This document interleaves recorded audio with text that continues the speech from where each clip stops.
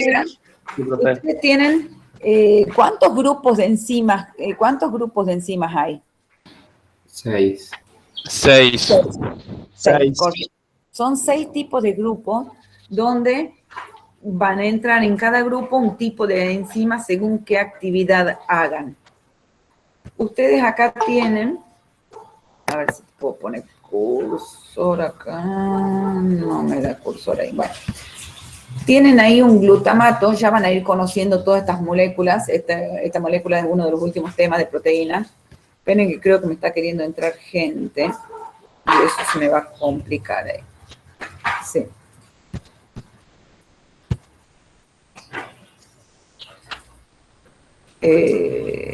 Ahora quiero ver cómo hago para volver a lo que estaba haciendo.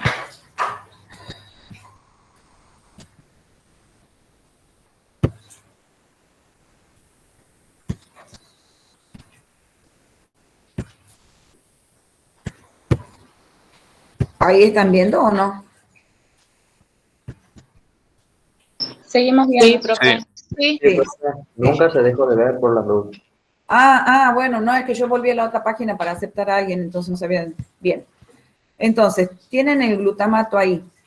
Le están dando una ATP. Uy, me aparecen cartelitos, no sé si ustedes también los ven o me aparecen a mí nomás. Sí. No. Solo usted lo puede ver, profe. Bueno, porque a mí me jode un cartelito que me apareció.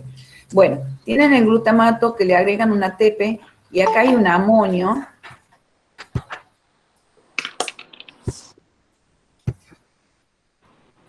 Y hay un amonio que va a entrar acá.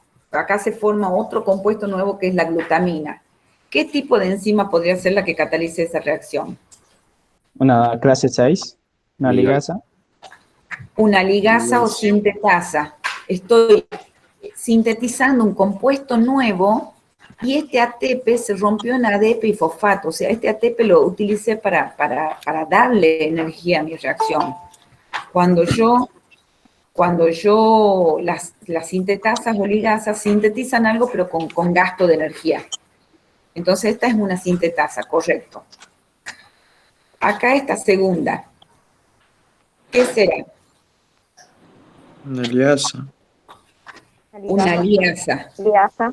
Sí es una liasa, está rompiendo. Lo que a mí me interesa también saber es, porque yo podría haber pensado que podría haber sido una oxidorreductasa. ¿Ustedes saben sacar los números de oxidación de las moléculas? Sí. Sí saben. Sí, profe. Bueno, porque acá yo tenía, porque podría haber sido por ahí una oxidorreductasa. Yo tengo un carbono unido a un oxígeno que es -1 y a un oxígeno con doble enlace que es -2. Entonces yo tengo -1 y -2 tengo -3, o sea que este carbono está con +3. Y acá tengo otro doble enlace a un oxígeno que es un -2 para el oxígeno, entonces un +2 para este carbono. Entonces esta molécula tendría un +5, un +3 de este y un +2 de este. Cuando yo lo rompo a estas dos cosas juntas. Este carbono del dióxido de carbono tiene un -2 y un -2, o sea que él está como +4. Y este carbono tiene -2 y +1, tiene un +1. Si yo sumo el +4 de este con el +1 de este, a mí me hace +5. Entonces esta pasó de +5 a +5. Entonces yo ahí descarto que no es una oxidorreducción porque tenía +5 acá y +5 entre estas dos cosas. No es una oxidorreducción. Entonces sí es, como ustedes dijeron, una liasa, correctamente. Profe, Sí. tendrá que haber un cofactor para que sea una oxidorreductasa, ¿verdad? Sí tendría que haber un cofactor, que no me acuerdo si en estas reacciones... A ver. Sí. Creí que podrían no habértelo puesto, pero no, en la que hay de oxidorreducción de estas sí está puesto. Esperen que yo no estoy viendo la hoja esta grande. A ver.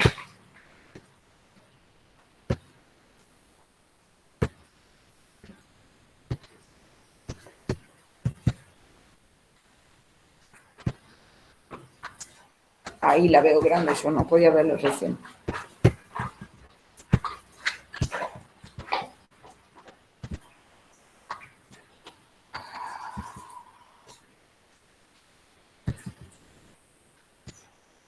Esta es fácil, un pirofosfato que con agua se transforma en 2 fosfatos. ¿Una hidrolasa?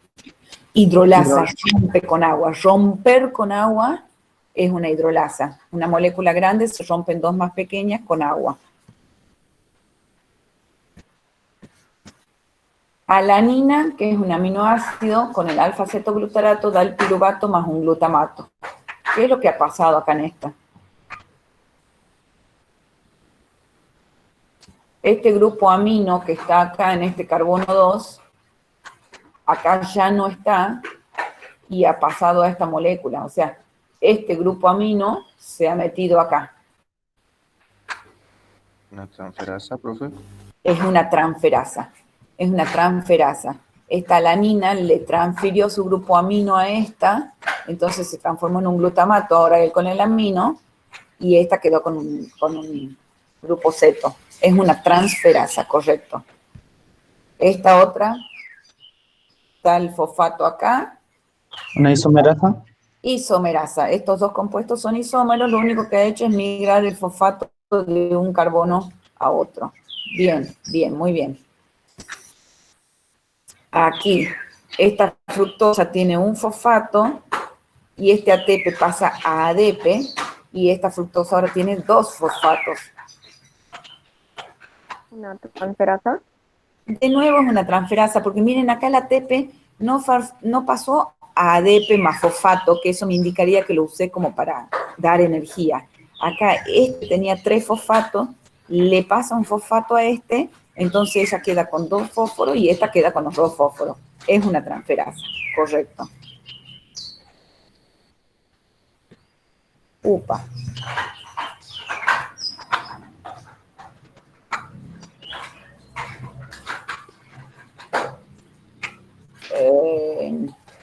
Dihidroxiacetona fosfato que pasa a gliceraldehído 3-fosfato. ¿Una liasa, profe? ¿Cómo, perdón? ¿Liasa sería esa? ¿Una qué? ¿Liasa? ¿Isomerasa? Isomerasa, si ustedes cuentan, tengo 3 carbonos, tengo 3, 4, 5, 6 oxígenos, acá tengo los 6 oxígenos, son isómeros los 2, es una isomerasa.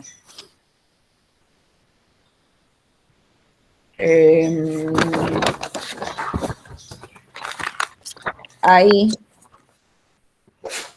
gliceraldehído 3-fosfato, 1,3-bifosfoglicerato. ¿Y qué aparece acá? ¿Eso sería una óxido reductasa o no? Sí, y ustedes me sabrían decir de qué número de oxidación pasa a qué número de oxidación para ver si se oxida o se reduce.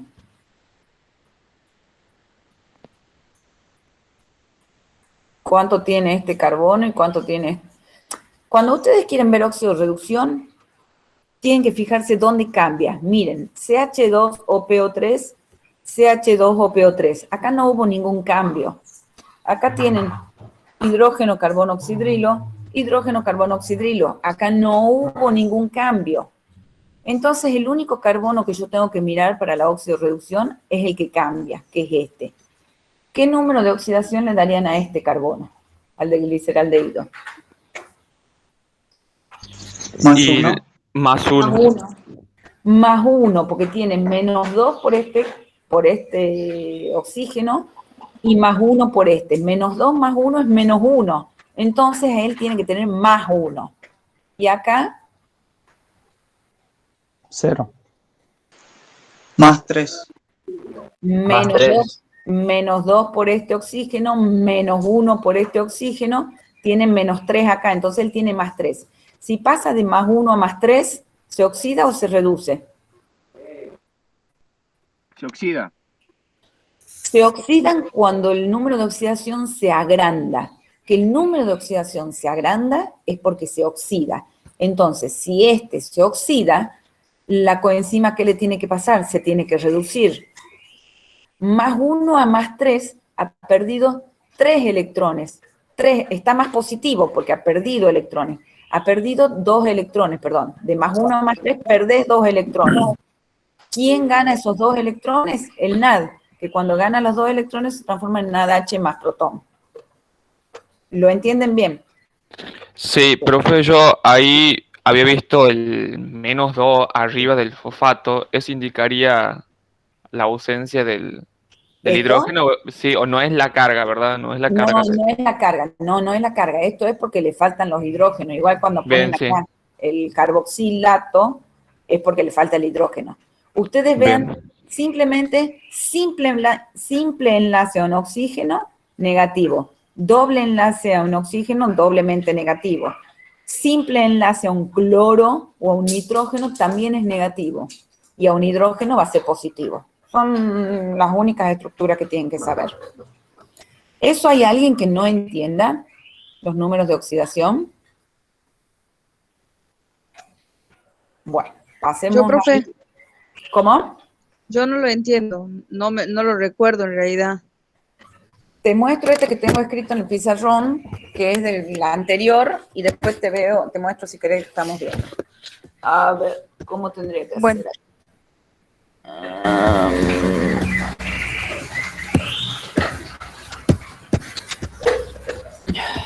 No, tengo que dejar de compartir. Para que copie la que estamos viendo, está bien. No, bueno, ya la sé.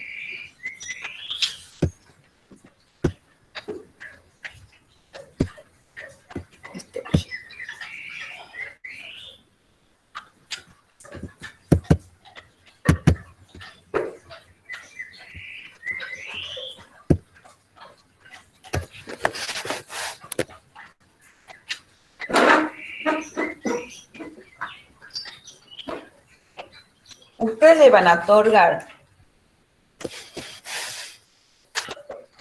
a los hidrógenos más 1, a un doble enlace de oxígeno menos 2, a un simple enlace de oxígeno menos 1 y a un cloro, por ejemplo, menos 1.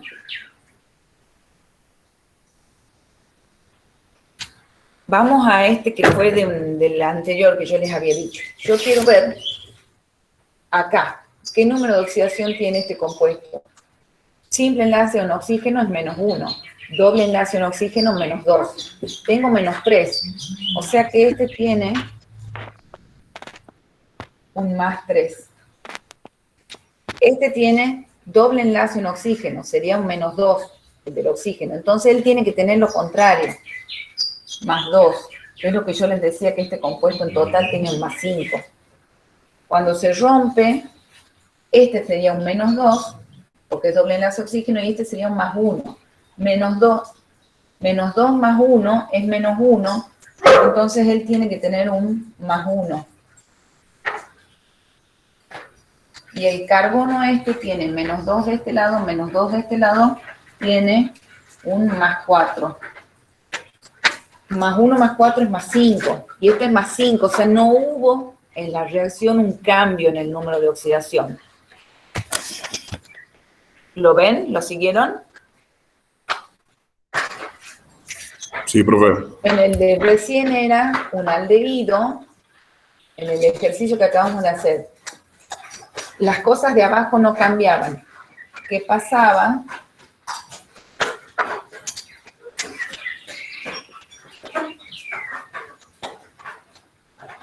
A un fosfato. Acá había un HCOH, HCOH, y acá había un CH2 fosfato, CH2 fosfato. O sea, eran iguales los dos carbonos de abajo, entonces no me importan.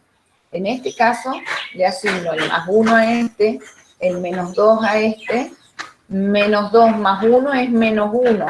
Entonces este tiene que tener más 1. Menos 2 acá, menos 1 acá son menos 3. ¡Salí afuera! Entonces este tiene que tener más 3. Cuando el número de oxidación se agranda, es porque este compuesto se oxida. Pierde, en este caso de más 1 más 3, pierde 2 electrones. ¿Quién recibe esos 2 electrones? el NAD es el que va a recibir esos electrones y cuando los obtenga esos electrones va a quedar el NAD reducido. Siempre en los grupos en las reacciones redox hay un par, uno que se oxida y pierde los electrones y otro que se reduce y es el que gana los electrones. ¿Entienden cómo se sacan los números de oxidación? Tienen el cuadrito con los valores, eso, y tienen muchos ejemplos en las cartillas que les dio la profesora. Tienen muchos ejemplos para poder reverlo a eso.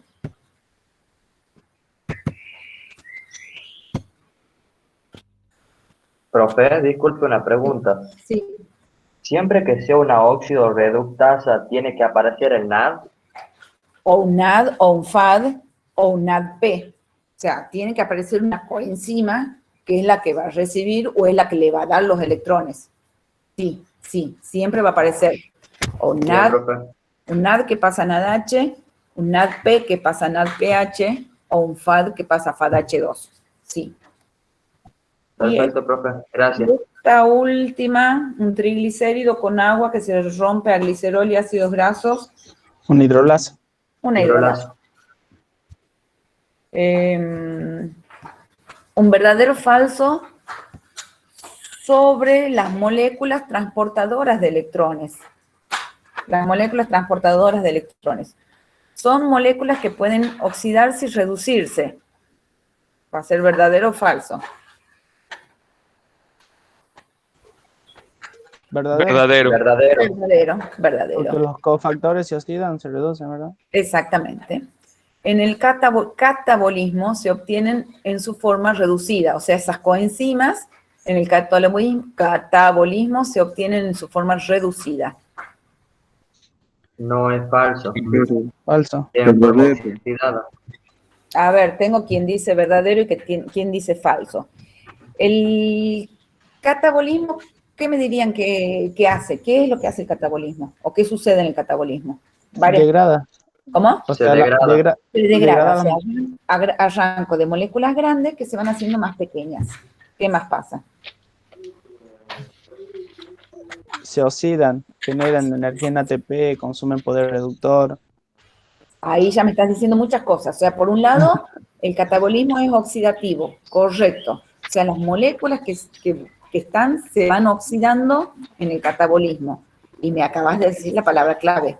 ¿Qué pasaba con qué se obtenía? Me has dicho. Me has dicho que se obtiene ATP y algo más. Genera el poder reductor. Genera poder reductor. ¿Y qué es el poder reductor? ¿A qué le llama poder reductor? Al NAD reducido. Exactamente, el poder reductor, cuando siempre que ustedes hablen de poder reductor, son las coenzimas en forma reducida, NADH, FADH2, NADPH. Entonces, en el catabolismo se obtienen en su forma reducida, es verdadero. Yo en el catabolismo es la degradación de moléculas grandes y que me da energía. Me puede dar el catabolismo energía en forma de ATP y me puede dar energía en forma de NADH, FADH2 y NADPH. Al final de la materia, ustedes van a ver que todo el NADH que ustedes obtengan y todo el FADH2 que ustedes obtengan se van a transformar en la cadena respiratoria, se van a transformar en ATP. O sea, obtener NADH y FADH2 es lo mismo que obtener ATP. Entonces es verdadera, porque las coenzimas en el catabolismo se van a obtener de la forma reducida. Es verdadero. ¿Esas coenzimas transportan solo electrones? Falso. ¿Qué más? ¿Cómo más transportan los electrones esas coenzimas? ¿De qué forma? Como átomos de hidrógeno. Ajá, ¿y cómo más?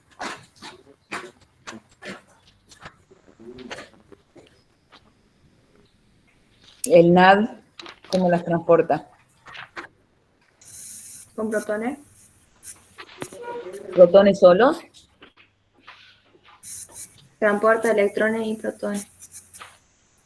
Sí, ¿cuántos y cuántos? ¿Dos? ¿Los qué? 2 electrones y un protón.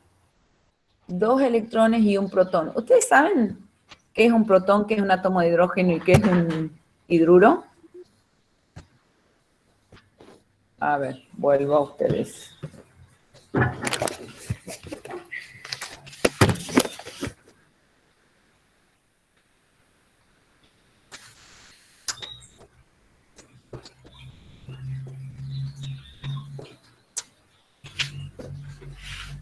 El átomo de hidrógeno tiene un solo electrón. ¿Estamos de acuerdo? Eso es un átomo de hidrógeno. Tiene un solo electrón. Si yo le quito ese electrón, ¿qué voy a quedar? Con carga, el electrón tiene carga negativa. Si yo se lo saco, voy a obtener un protón. Es el átomo de hidrógeno sin su único electrón, es un protón, por eso tiene carga negativa. Ahora, si a este yo le agrego un electrón más, me va a quedar con carga negativa. Y eso es lo que se llama hidruro. El NAD transporta protón con 2 electrones. Un protón con 2 electrones es el hidruro. Así transporta los electrones el NAD. Así transporta los electrones el FAD. Y después los citocromos, por ejemplo, lo transportan como electrones solos. Y los grupos hemos como electrones solos. Y la ubiquinona, que ya la van a conocer, transporta átomos de hidrógeno. O sea, son cosas que después, o sea, ¿qué es un protón? ¿Qué es un átomo de hidrógeno y un hidruro? Sí es importante que sí lo sepan, obviamente.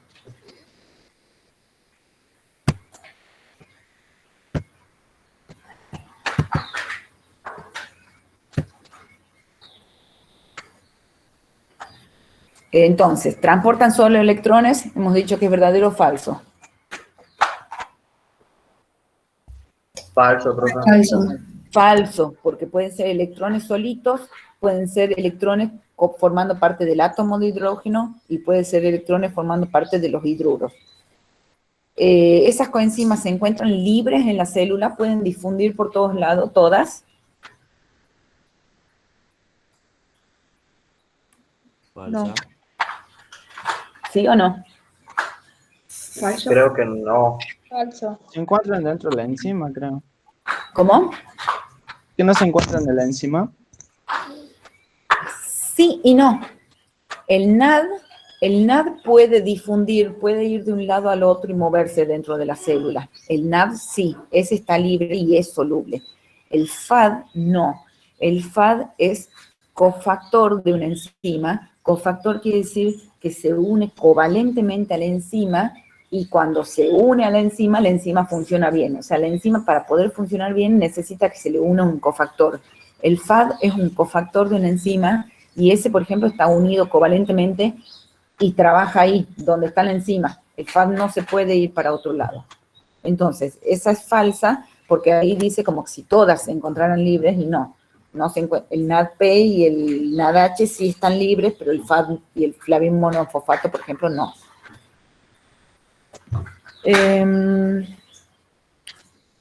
Esta no me importa que ustedes sepan si lo que va en esa molécula es un NAD, no las vamos a hacer todas, pues son muchas, si es un NAD o es un FAD o un NADP.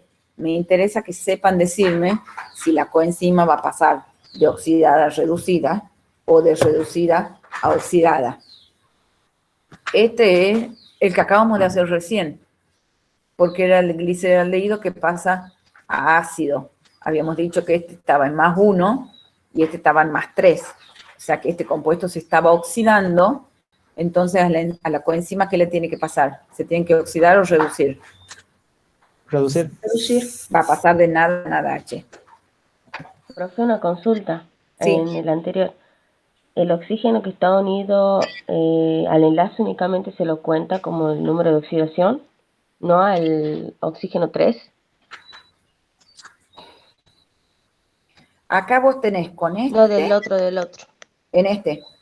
Sí. Tenés doble enlace al oxígeno, es -2 para él. Y acá vos Sí. fíjate que tenés simple enlace al oxígeno, es -1 para él. No Y el le otro lleves que en está cuenta lo que está allá. El que es simple enlace al oxígeno. -1 porque es simple enlace al oxígeno y -2 porque es doble enlace al oxígeno. Se hace un -3 que va a ser +3 para el carbono. Pasa de +1 a +3, se oxida. Sí. Sí, que eso es. Este Gracias. es la misma reacción que vimos recién, que yo le mostré que este tenía un 5 y este dióxido de carbono tenía un 4 y este tenía un 1. Entonces, 4 más 1 se hacía 5. Entonces, en estas primeras dobles flechas no hay una oxidorreducción porque tenés +5 y tenés +5. Ahora, la segunda parte de la reacción la hacen estos dos compuestos. Este estaba en +1. Este estaba en +1. Acá, el metil sigue metil. Ni lo cuento. Voy a tener que contarlo a este otro carbono. Para arriba, -1. Y para acá tiene un hidrógeno y 2 hidrógenos. O sea, son 2 hidrógenos, es +2. Entonces este va a tener, +2 por los 2 hidrógenos, +2 por los 2 hidrógenos, -1 por este, va a ser +1. Entonces este carbono va a tener -1. Este estaba en +1 y este está en -1. ¿Se oxida el acetaldehído o se reduce? De +1 a -1. Se reduce. Se reduce. Se reduce. Si se reduce, entonces la coenzima, ¿qué le tiene que pasar? Se oxida. Se oxida. Ahí la coenzima va a pasar de NADH a NAD. De NADH a NAD. Y hacemos este último. Estos dos, porque este también es raro. Tengo metil y metil. Ahí no pasa nada. Tengo -2 acá, entonces este te va a tener un +2. +2. Y este tenía -1 y -2, -3, +3. +5 para el piruvato completo. Pues tiene +3 y +2. +5. Acá, no, miren. Esto acá y acá es igual. No tiene sentido que lo calcule porque es igual. El de abajo es igual. El único carbono que ha cambiado es el del medio. Este tiene -2, entonces tiene +2. Y este tiene +1 y -1, 0. Pasó de +2 a 0. ¿Se oxida o se reduce? Se reduce y el cofactor se oxida. Exactamente. Muy bien, muy bien. Y esto es de la asimilación del nitrato en las plantas. Acá lo que me están mostrando, este NADPH, cuando pasa a NADP, ¿se oxida o se reduce? Se oxida. Se oxida. Se oxida, ¿está? Si se oxida, esta molécula está perdiendo electrones. ¿A quién se las pasa? Estos 2 electrones que pierde esta molécula cuando hace el rulito hacia la izquierda, se los pasa al FAD. Entonces el FAD, al ganar los electrones, queda reducido. Él gana electrones y se reduce. Este pierde electrones y se oxida. Ahora los 2 electrones, ¿quién los tiene? El FADH. Este FADH, ¿a quién le va a dar los electrones? Se lo va a dar a 2 molibdenos más 6, que van a pasar a 2 molibdenos más 5. Entonces los electrones los recibe el molibdeno. Ahora los electrones los tiene el molibdeno más 5, que se los va a pasar al nitrato, que va a pasar al nitrito. Si ustedes sacan el estado de oxidación al nitrato, es la valencia más grande 5, y en el nitrito la valencia más chica es el 3. O sea, cuando recibe el nitrato los 2 electrones, pasa a nitrito. O sea, los electrones los aportó el NADP, se los pasó a un FAD, se los pasó a un molibdeno, y de ahí se los pasó al nitrato para que el nitrato se transforme en nitrito. O sea, hubo un pasaje de electrones entre 3 compuestos distintos. Los otros son todo más de lo mismo. A menos que haya alguno que en especial que realmente lo hayan intentado hacer y no lo entiendan, sigo. 4. ¿Cuáles son los transportadores de electrones que intervienen en las reacciones del metabolismo? ¿En qué se diferencian? Bueno, ¿quiénes eran entonces los transportadores de electrones? ¿Quiénes podían ser? El NAD, el FAD. El NAD. El NAD El NAD y el NADP, no nos olvidemos que también existe el NADP. ¿Cómo transportan los electrones? ¿Cómo qué? ¿Como protón, como átomo de hidrógeno, como hidruro o como electrón pelado? Como hidruro y como protón. No, como hidruro. Como hidruro, pues. Como hidruro, que el hidruro hemos dicho que era un protón con 2 electrones. O sea, un protón más 2 electrones era el hidruro. Correcto. Después, ¿qué otra coenzima hay? FAD. FAD. El FAD, ¿cómo los transporta? 2 protones y 2 electrones. Sería entonces un protón con un electrón, ¿qué sería? ¿Cómo se llama? Se los dibujé en el pizarrón. Un hidruro. No, es Hidrógeno. un protón. El FAD transporta protón. No. Me acaban de decir recién un protón con un electrón. ¿El protón con el electrón qué es? Es un átomo de hidrógeno. Les dije, la H con un electrón es el átomo de hidrógeno tal cual, porque el átomo de hidrógeno tiene un electrón. Si yo le saco el electrón, queda el protón, que es positivo. Si le agrego otro electrón, es el hidruro, que es el que tiene 2 electrones y carga negativa. El FAD como átomos de hidrógeno. El NAD como hidruro. El NAD es soluble, puede difundir por todos lados. El FAD está anclado en la enzima. Los grupos hemos y los citocromos, ¿cómo transportan? Eso los van a ver al final de la materia. Los citocromos y los grupos hemos como electrones pelados. Y la ubiquinona, que también la van a ver después en la cadena oxidativa respiratoria, como átomos de hidrógeno. Que eso me interesa ahora, por ahora, que el NAD y el FAD sí la tengan clarísima. NAD como hidruro y FAD como átomo de hidrógeno.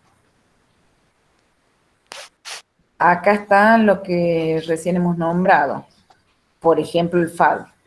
Algunas enzimas necesitan una porción no proteica para desempeñar su función. Según el siguiente esquema, mencione cómo se denomina la porción proteica a la combinación del cofactor y la enzima. Esta es una enzima que ahí no está funcionando. Necesita que el cofactor se le pegue para poder funcionar. Acá la enzima ya funciona y ya se puede unir con el sustrato. ¿Cómo se llama cuando está solita esa enzima ahí? Una coenzima, profe. Eso es una coenzima, que es inactiva más bien. Y cuando están juntitas, Haloenzima. holoenzima, sí. Holoenzima. El siguiente diagrama corresponde al perfil energético de una reacción química que se realiza sin la presencia de un catalizador biológico. Completen el mismo el perfil que adoptaría la porción en presencia de una enzima. ¿Qué pasaría cuando hay una enzima presente? Disminuye la energía de activación, profe. Exactamente. A ver que vaya. Esto sí es remil importante, chicos. Porque esto sí los piden muchos en los exámenes finales, en los parciales, hasta en los prácticos les pueden pedir esto. Ustedes tienen que saber dibujarlo y tienen que saber reconocer cada una de las energías que hay en esos diagramas y tienen que saber desde dónde a dónde van cada...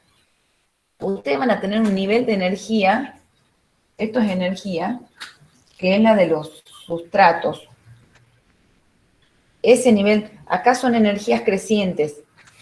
De ahí van a tener que sube y, por ejemplo, baja. No se ve el puntero, profe. Ya te... ¿Cómo? ¿No se está viendo ahí? Sí se está viendo, nada menos que Sí, ella sí. está en la Sí se ve, compartir profe. pantalla. Sí se ve. Bueno, esa reacción así, ¿sería endergónica o exergónica? Es ergónica. Exergónica. ¿Por qué? Libera energía. ¿Dónde ven eso? En la línea de punto. ¿Dónde hay más energía y dónde hay menos energía? Esto era los reactivos Y acá están los productos. Si yo hago la diferencia de energía entre los reactivos y los productos, es mi delta de G estándar, que como en este caso va a ser, si esto valía 4 y esto valía 2, yo hago la energía de mis productos menos las de los reactivos, me dan menos 2, me da un valor negativo. Por eso la flecha es para abajo, porque es negativo. Entonces, un delta de G negativo indica que la reacción es exergónica, que libera energía. ¿Estamos de acuerdo? No se ve el puntero. El puntero, ¿qué quiere decir el puntero? O sea, No está también... compartiendo Ahí, pantalla. eso. Está en la pizarra. Ah, bueno. A ver. Yo les estaba... Lo mismo tienen que fijar su pantalla, profe, no es necesario que compartir. Claro. Ahí he dejado de compartir. Sí, ahí ella tiene que anclar su pantalla. Sí, para que no lo...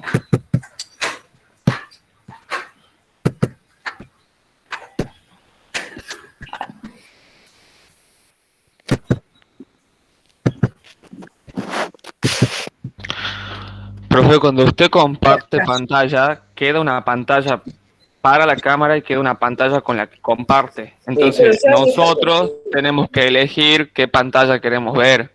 La que está compartiendo de la... Yo he dejado de compartir, ¿no? Sí, por eso, profe, eso es lo que le estamos diciendo, que no hace falta que deje de compartir para que nosotros la veamos, porque nosotros podemos verla. Pero Solamente ahí que ella necesita ponerla a usted como, o quiere, si quiere ver la pantalla, o quiere ver el trabajo práctico, digamos. Pero ahí están viendo ahora el pizarrón, ¿o no? Sí, se ve, profe. Sí, podemos verlo. Hemos dicho delta de G negativo es porque la reacción esa es exergónica. Ahora, la energía de activación era, esta reacción no pasa directamente de esto a esto, necesita que las moléculas cuando reaccionan se empiecen a reconocer, a deformar para poder formar un nuevo producto. Entonces esa es la energía de activación de esta reacción, que es la energía de activación, y esa va a ser positiva. Es energía que tengo que gastar para que se deforme y se empiece a formar el producto y después de nuevo va a bajar. ¿Qué es lo que hace una enzima? Cuando hay una enzima, acá está la reacción catalizada sin enzima. Cuando hay una enzima, ¿qué es lo que pasa? Disminuye la energía de activación. El camino que va a seguir la reacción va a ser este. Entonces, mi energía de activación para mi nueva reacción va a ser mucho menor. Va a ser mucho más fácil ir por el camino rojo que ir por el camino negro. Eso es lo que hace la enzima. O sea, la enzima aumenta la velocidad de la reacción porque es mucho más rápido ir así que subir todo esto y llegar acá. Aumenta la velocidad. No me modifica el equilibrio. Si esta reacción era endergónica, no me la pasa a exergónica. No me la pasa a exergónica. Sigue siendo exergónica o sigue siendo endergónica como era, pero me hace más fácil y más rápido el camino. ¿Y qué otra energía aparece ahora? Ya tenemos las dos energías de activación, con y sin enzima, y tenemos... ¿La de fijación? ¿Ah? La energía de fijación Esa energía de fijación es negativa. va desde donde termina esta hasta donde termina esta. Esa es la energía de fijación, que obviamente va a ser negativa. O sea, es energía entregada a ese medio. ¿De dónde sale esa energía de fijación? Estas positivas son energía que tengo que poner yo para que ocurra la reacción. Esta energía negativa de acá era energía que liberaba la reacción por el solo hecho de suceder.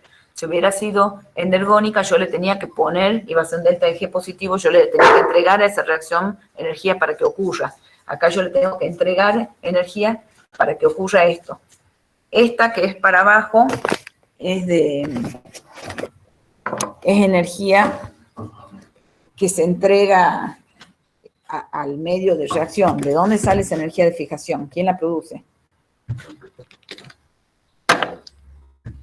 La interacción entre la enzima y el sustrato. Exactamente.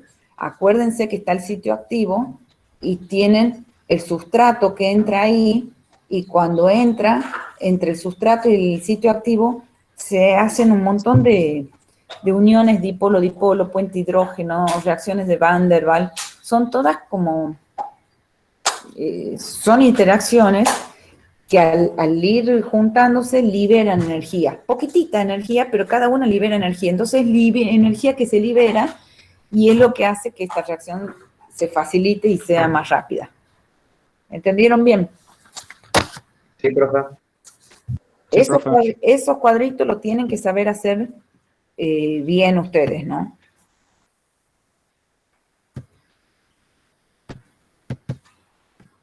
Van en todos los exámenes, si es a papel, van a tener que dibujarlo ustedes. Y si no, les van a dar un cuadro con las flechitas para que ustedes indiquen algo sobre las flechitas esas. Defina la velocidad inicial de una reacción. ¿Qué es la velocidad inicial de una reacción? Es la velocidad en el tiempo cero, es la velocidad cuando está toda la enzima saturada. ¿Qué es la velocidad inicial? ¿O cuándo hablamos de velocidad inicial más bien? También esa es repregunta de examen. ¿Era pendiente la recta al inicio de la reacción? Sí, correcto, pero explícamelo con tus palabras, ¿qué quiere decir eso?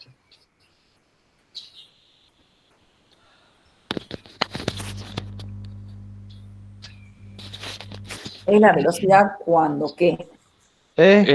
Cuando la cantidad de los productos. La que yo tengo acá anotado que la cantidad de producto es proporcional al tiempo. Esa es la respuesta. Esa es la respuesta.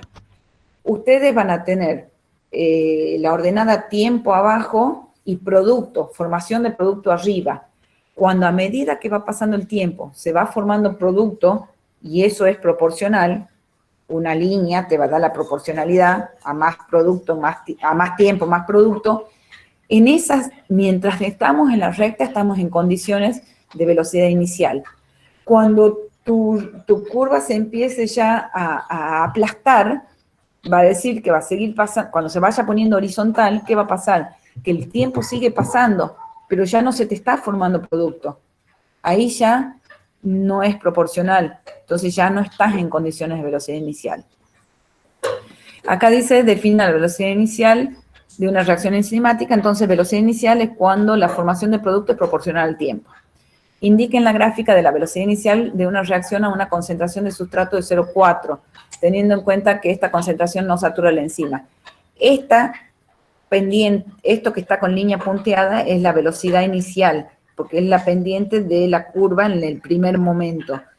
Para 0,2 de enzima, si tenés el doble de enzima, ¿qué vas a obtener? Una línea con mayor pendiente, o sea, más vertical. Es lo único que es como que había que dibujar ahí. Una pendiente como la que está punteada, pero más paradita, porque quiere decir que la velocidad es mayor. Entre los factores que influyen sobre la reacción enzimática se encuentra la concentración de la enzima. En la siguiente figura se puede observar que la concentración de producto aumenta a medida que avanza la reacción. La velocidad inicial de la reacción, V0, es la pendiente en la parte lineal inicial de la curva. La velocidad de la reacción se incrementa al doble cuando se agrega el doble de enzima, que es lo que acabamos de ver arriba. En una mezcla de reacción que por lo demás es idéntica, de acuerdo a esta información, ¿cómo graficaría velocidad inicial en función de la concentración de la enzima? Mencionen qué otros factores también influyen en la misma. Acá de nuevo es la gráfica anterior. Con una cantidad de enzima teníamos esta pendiente. Con el doble de cantidad de enzima tendrían el doble de pendiente. Y el gráfico que les están pidiendo es una tontera. O sea, ustedes van a poner en la horizontal, va a ser cantidad de enzima, entonces van a poner una enzima, dos enzimas. O sea, como dos rayitas, una enzima y dos enzimas después. Y para arriba sería velocidad, me están pidiendo. Y van a poner una velocidad y dos velocidades. Entonces, para una enzima es una velocidad y para dos enzimas es otra velocidad. O sea, va a ser una línea oblicua donde acá ponen una enzima y dos enzimas y acá ponen una velocidad y dos velocidades. Para una enzima es la primera velocidad, para dos enzimas la otra velocidad. Te están mostrando que la velocidad aumenta con la cantidad de enzimas. Nada, una tontera. Igual, cosas como esas no les van a pedir. Esto sí me interesa. Esto sí me interesa. Escriba la ecuación que representa la siguiente curva. Explique e indique las regiones de la curva donde las velocidades es de orden cero y de primer orden con respecto a la concentración de sustrato. Tienen acá una gráfica donde les grafican concentración de sustrato, o sea, yo voy agregando cada vez más sustrato al medio y acá velocidad de la reacción. ¿Qué ecuación es la que corresponde a esta gráfica? ¿Cómo se llama esa reacción? Esa ecuación. Esa es la de Michaelis-Menten, no me sale la... Sí. La ecuación de Michaelis-Menten es la que corresponde a esta gráfica. Es la que corresponde a esta gráfica. Acá ustedes tienen que esto es lo que uno hacía en el laboratorio. Ya les voy a hacer un grafiquito y la profesora esta vuelta sí les ha dado en las transparencias también. Lo que hacían en el laboratorio era poner tubos de ensayo con distintas cantidades de sustrato, o sea, dilaciones sucesivas, cada vez más concentrado el sustrato, y miden la velocidad de una reacción. Ponen una determinada cantidad de enzima a un determinado tiempo, a una determinada temperatura, y lo único que variaban es la concentración de sustrato. Entonces ustedes van midiendo la velocidad de la reacción con una reacción colorimétrica y veían que cuando había poquita enzima, había poquito color. El color es proporcional a la velocidad de la reacción. O sea, el producto que se forma da un color. Entonces, si hay más producto, da más color. Y si se me formó más producto es porque esa reacción fue más rápido, porque son todas al mismo tiempo. Entonces, para poquito sustrato, tenían determinado color. Más sustrato, más color, más sustrato, más color, más sustrato, más color. Y acá, por más que yo vaya agregando más sustrato, ya el color está uniforme, ya no sigue aumentando. ¿Dónde la reacción sería de primer orden y dónde sería de orden cero? ¿Y qué quiere decir eso?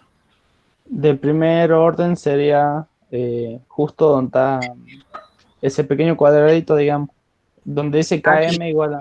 Exactamente. Donde la curva esta es casi lineal, digamos, de acá hasta por acá la podríamos tomar casi como que viene lineal, hasta por acá más o menos.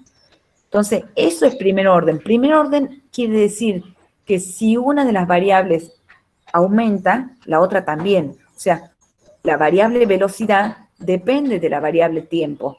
Eso es primer orden, cuando una cosa depende de la otra. Por acá, cuando yo vaya aumentando la concentración de sustrato, la velocidad no va a cambiar. O sea, por más que yo aumente una variable, la otra ya no aumenta. Es independiente. Es independiente. Ese es el orden cero. Entonces, el orden cero es cuando llego acá, arriba. Esta es la parte de orden cero y el primer pedacito de acá es la parte de primer orden o orden 1. ¿Clarísimo eso? Sí, profe. Bien. Yo con esto que hacía en el laboratorio, como les digo, iba tomando los tiempos de mis velocidades y ya conocía yo mis concentraciones. Con eso yo hago esta gráfica o hago la de la doble inversa, que es esta. Esta es la de la doble inversa, que es la misma, a la ecuación de Michaelis-Menten le inverto, si era velocidad inicial pongo 1 sobre la velocidad inicial y lo que estaba en el denominador lo pongo en el numerador y lo del numerador en el denominador y voy a obtener una ecuación de la recta. Entonces, con estos mismos datos de esta, obtengo, en vez de una curva, una recta. Esto y esto es la misma gráfica hecha con un cálculo inverso. Acá grafico velocidad sobre concentración de sustrato y aquí grafico 1 sobre velocidad sobre 1 sobre concentración de sustrato. Acá me dice que yo busque los parámetros cinéticos, velocidad máxima y KM. Esas son constantes cinéticas.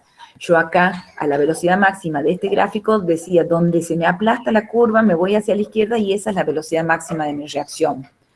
Si voy a la mitad de mi velocidad máxima y entro a la curva y me voy para abajo, obtengo el KM. Entonces yo obtengo de esta gráfica velocidad máxima y KM. Cuando yo lo hago invertido los valores, por supuesto que yo acá tenía de concentración de sustrato 1, 2, 3, 4, 5.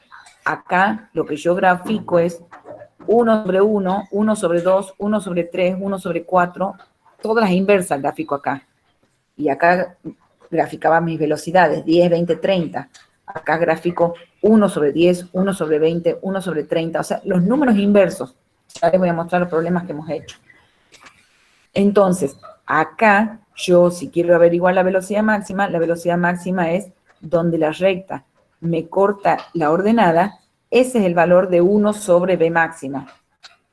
Y de ahí yo despejo B máxima. Si 1 sobre B máxima es 4, yo tengo 1 sobre B es 4. Entonces B máxima la paso para arriba, el 4 lo paso para acá, y 1 sobre 4, o sea 0,25 va a ser la velocidad máxima. O sea, yo con el valor que yo tenga acá, yo puedo sacar la velocidad máxima. Y donde la recta me corta a las abscisas es menos 1 sobre km. Entonces también con el numerito ahí donde está, yo puedo sacar el valor de km. Entonces, de esta forma es mucho más exacto, porque yo acá lo hacía medio a ojo, donde más o menos me parece que se achata, y de ahí saco la mitad y saco km. Acá directamente es, ese punto es velocidad máxima y ese punto es km. Es mucho más exacto hacerlo así. A las dos gráficas las hacíamos en el laboratorio, cuando iban ustedes al laboratorio. Que este año me parece que no van a ir. ¿Qué quiere decir velocidad máxima? ¿Qué quiere decir velocidad máxima? ¿Cuándo ocurre? Es la eficiencia de la enzima, la velocidad máxima, digamos. Me da la eficiencia, o sea, me dice cuán buena es esa enzima, porque mira qué rápido que cataliza la reacción. Y en qué momento la obtengo, de dónde la saco, cuándo ocurre la velocidad máxima. En el primer orden. De la enzima. En el primer orden, acá estábamos en el primer orden. No, me Cuando la confundí. enzima está completamente saturada, puede ser. Ahí vamos.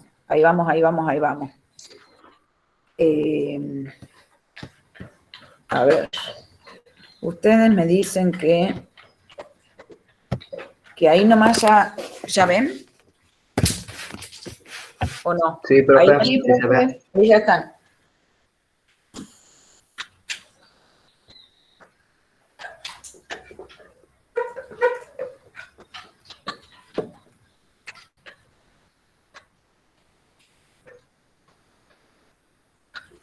Esto es concentración de sustrato.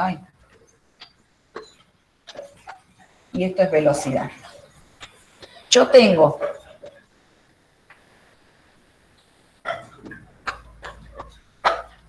una cantidad. Esto se hace con una temperatura fija, con un pH fijo, con una concentración de enzima fija, y lo único que estoy variando en esta gráfica es la concentración de sustrato. Es lo único que yo voy a variar. Porque yo quiero en este caso ver cómo varía la velocidad de mi reacción con la concentración de sustrato. Entonces tengo que dejar todo lo demás fijo. Entonces, si yo pongo un sustrato, se va a unir con esa enzima y me va a dar producto. Entonces voy a tener, con un sustrato, voy a tener esa velocidad. Si yo agrego 2 sustratos más, voy a formar, cuando se una con la enzima, va a formar el complejo enzima-sustrato y voy a obtener 3 productos. Entonces yo con 3 de sustrato voy a tener mayor velocidad. Si le pongo un cuarto sustrato, voy a obtener mayor velocidad. O sea, a medida que yo voy aumentando la cantidad de sustrato, voy obteniendo más velocidad. ¿Qué pasa si ahora le agrego todo ese sustrato? ¿Aumentar la velocidad? No, porque no va a haber enzima disponible. No tengo más enzima disponible. Entonces, por más sustrato que yo le vaya agregando, ya la velocidad siempre es la misma. ¿Se dan cuenta? Entonces yo llego a mi velocidad máxima cuando la enzima está saturada de sustrato, que por más que yo le siga aumentando más sustrato, ya la velocidad no aumenta. Y eso es lo que hacíamos en el laboratorio. Yo tenía la gradilla de tubos yo tenía mi gradilla de tubos con mayor concentración, entonces yo iba viendo eso, cómo cuando tiene más sustrato es más coloreado, más coloreado, más coloreado, hasta que llega un momento en que se plancha el color y me quedan todos azul intenso, y es porque ya he llegado ahí. Entonces yo desde esa gráfica sacaba mi velocidad máxima, entro a la mitad de mi velocidad máxima, me voy para abajo y ya obtenía el KM. Entonces, velocidad máxima es velocidad máxima es cuando yo, ahí está, velocidad máxima es cuando yo tengo, ¿y ahora cómo hago? No me deja acá, o sí. No. ¿A dónde miércoles tengo que entrar yo? No, se me va. No me deja meter mano.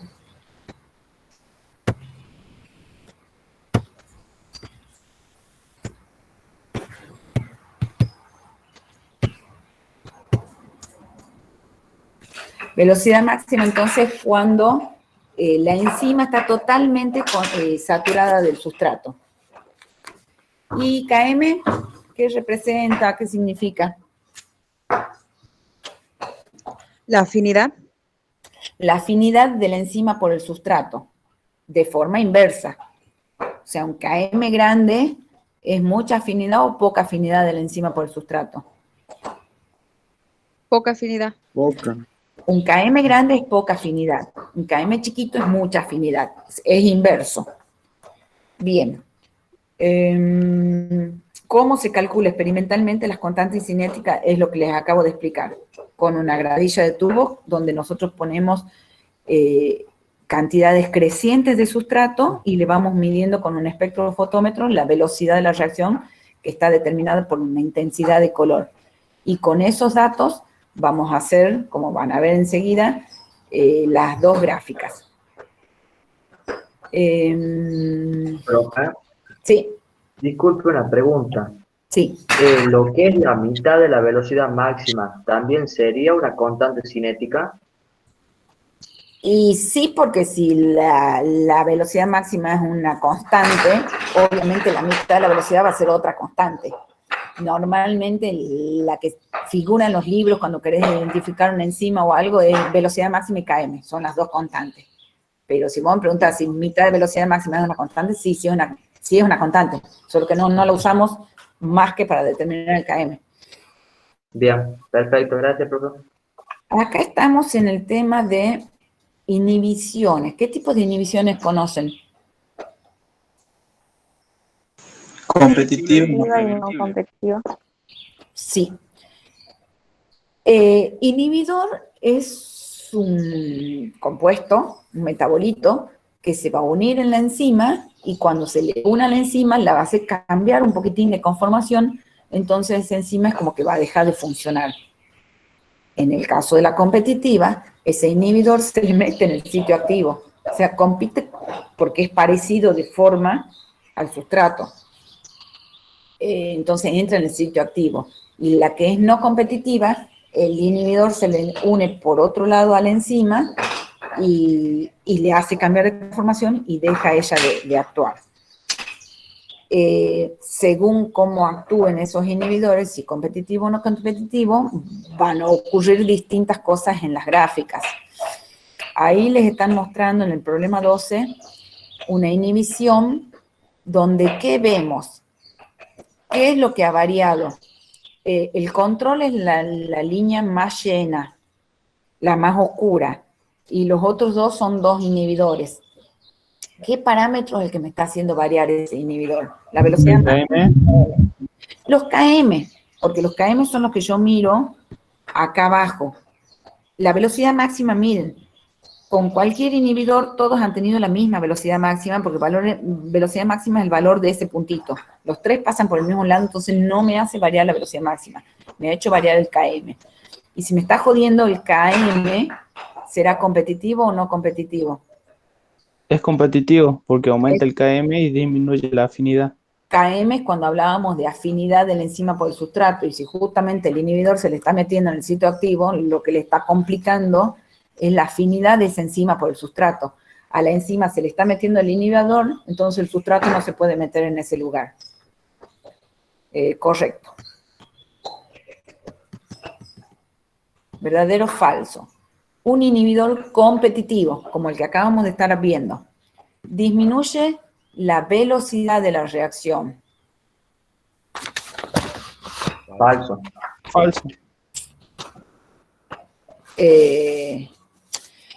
No estamos hablando de la velocidad máxima. No estamos hablando de la velocidad máxima. Estamos hablando de la velocidad de la reacción al principio de la reacción. Verdadero, entonces. Es verdadero. A ver si... enzimas. ¿Ahí ven lo que estoy compartiendo ahora que es distinto? Sí, Sí, profe. Sí. Sí, profe.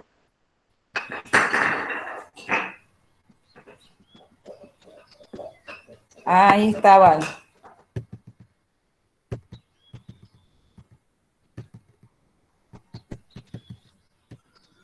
Ahí están los tubitos de ensayo que yo voy con concentraciones crecientes de sustrato. A todo le pongo la misma enzima, a todo le pongo el mismo reactivo, a todos los incubo a 30 minutos, 5 pH, o sea, todo es constante. ¿Cómo? ¿Han dicho algo? A todo le pongo todo constante menos la concentración de sustrato. Cuando yo largo la reacción, voy a obtener así, de más clarito a más oscuro, que los últimos son todos iguales. Esto lo leo con un espectrofotómetro y de ahí hago las gráficas. Con los datos de las velocidades y las concentraciones de sustrato, yo hago esas gráficas.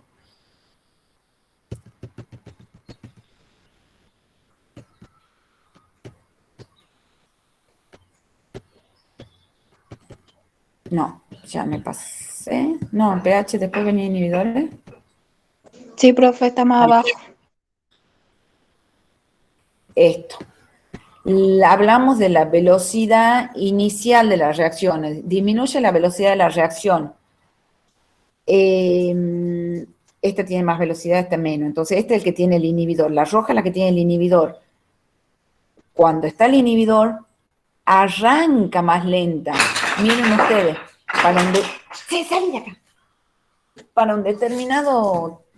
una determinada concentración de sustrato, esta roja tiene esta velocidad y esta azul tiene esta velocidad. O sea, arranca con mucho mayor velocidad la que no tiene el inhibidor. La que tiene el inhibidor va mucho más lento. Lo que tiene la inhibición competitiva es que cuando yo voy agregando mucho cantidad de sustrato, al ser tanto sustrato ya casi no compite el inhibidor contra el sustrato, porque el inhibidor queda como muy minimizado y por eso terminan llegando los dos a la misma velocidad máxima. O sea, la velocidad máxima, que es cuando la enzima está saturada, con inhibidor y sin inhibidor, termina llegando a ser la misma. Porque cuando ya tengo mucho sustrato, ya casi en proporción no tengo inhibidor, entonces termino llegando a la misma velocidad. Pero la reacción arranca mucho más rápido cuando no tengo inhibidor.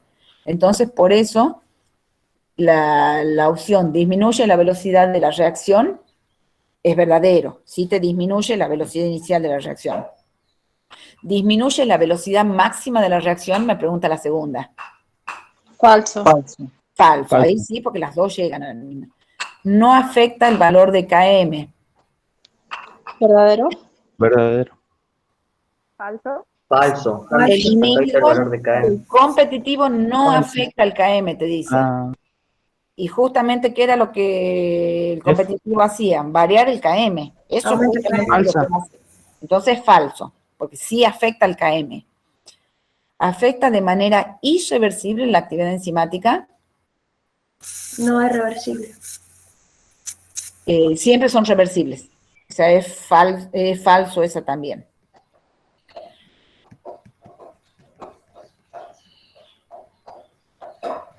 Profe, la justificación de eso sería que porque al aumentar el sustrato, lo que estaba explicándote hace rato, ¿no? La primera, la disminuye la velocidad máxima de la reacción. ¿O cuál? No, la última. Te dice si la presencia del inhibidor afecta de manera irreversible la actividad enzimática. No, si vos lo sacás al inhibidor, la enzima funciona perfecto. O sea, el inhibidor actúa mientras él está, pero si vos lo sacás, ya está, la enzima sigue funcionando, no es que queda inhibida para siempre. A eso se refiere. Ahora sí. Bien. Gracias. La 14 es de uno no competitivo. Se revierte aumentando la concentración de sustrato frente al inhibidor. Se revierte aumentando la concentración de sustrato. O sea, si vos aumentás mucho el sustrato, deja de inhibir este. Falso. A mí me gusta más, este dibujo mucho no lo entiendo. Acá ustedes tienen enzima más sustrato, formás el complejo enzima-sustrato, y de acá te irías, como está acá arriba, enzima-sustrato, y el enzima-sustrato es la que te da producto. O sea, esta es la reacción perfecta, sin inhibidor.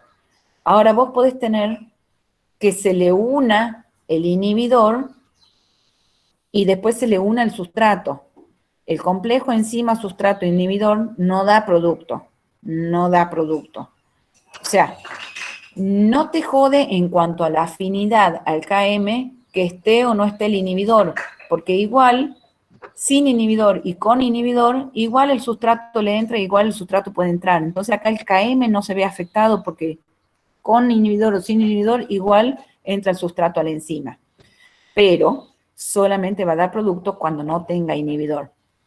Entonces dicen, si yo agrego mucho la concentración de sustrato, pero está el inhibidor puesto, no voy a poder revertir el asunto, porque si está el inhibidor pegado, por más sustrato que yo tenga, no va a cambiar la historia.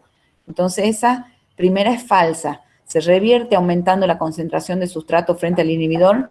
En este caso no, porque por más sustrato que yo agregue, si el inhibidor está pegado, no puedo seguir adelante. En la anterior, como el sustrato y el inhibidor competían por el mismo lugar, si yo ponía muchísimo sustrato, tengo mucho más chance que ya entre el sustrato en vez del inhibidor. Por eso es que ahí se acomodaba con cantidad de sustrato. En esta no. Es falso, ¿lo entienden por qué? Sí, profe, sí se entendió. Bien. Y esta está complicada porque está todo en negativo. Dice, la no competitiva no afecta a la concentración de sustrato que se requiere para que la enzima alcance una velocidad de la mitad de la velocidad máxima. Digamos que lo que te está diciendo es que no afecta el KM. Verdadero. Es verdadero. Disminuye el valor de la velocidad máxima. Este inhibidor disminuye la velocidad máxima.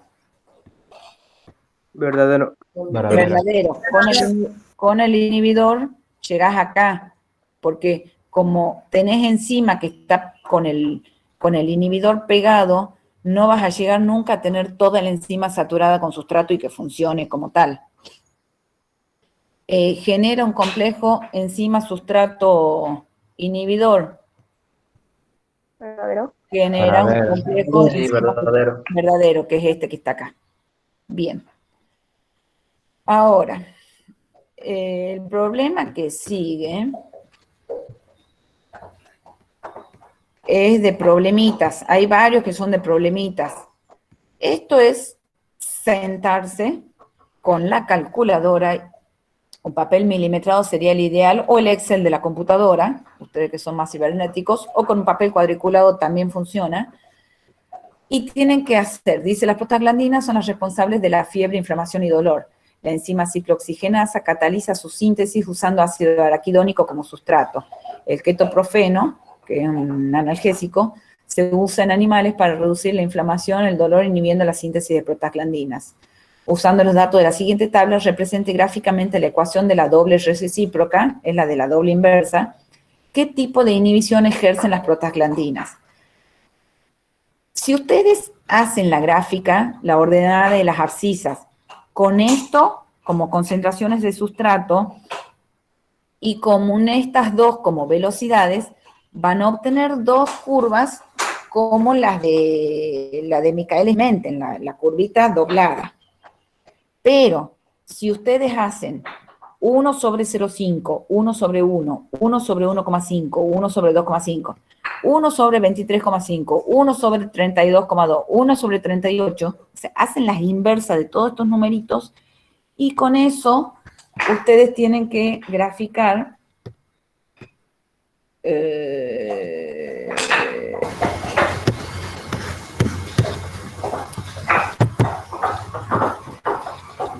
yo lo tengo hecho acá. Ahí creo que se ve. Acá son las inversas, o sea, para acá, para este lado son las inversas. ¿Ven ahí o no? Sí, profe. Sí, profe. Para ahí están las inversas Sí. de la concentración de sustrato. Para ahí están las inversas de las velocidades. Entonces yo, para tal concentración de sustrato, tengo una velocidad y la otra velocidad, del con-inhibidor y el sin. 1 y 1, 1 y 1. Entonces yo voy a obtener los puntitos de esta zona. Y con esos puntitos voy a trazar una línea y la otra línea. Ahí viendo ustedes la gráfica, ¿me pueden decir si es un inhibidor competitivo o no competitivo? Competitivo. Sí, porque la velocidad máxima es la misma para las dos, lo que me ha variado es el Km. Y con los valores que yo tenía, donde me cae el Km, y donde me cae el Km, y donde me cae la velocidad máxima, yo puedo calcular despejando Km. Si yo pongo, en este caso, me daba, en este, menos 1 sobre Km me daba menos 1,6. Entonces, el Km va a ser 1 sobre menos 1, sobre 1,6, y ahí ya me da el valor del Km para la reacción. Entonces, yo puedo hacer la gráfica con esos datos y ver qué tipo de reacción es.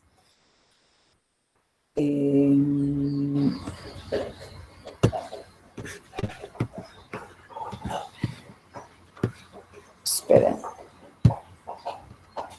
Ahí está. Así se resuelven eso y todos los que siguen después.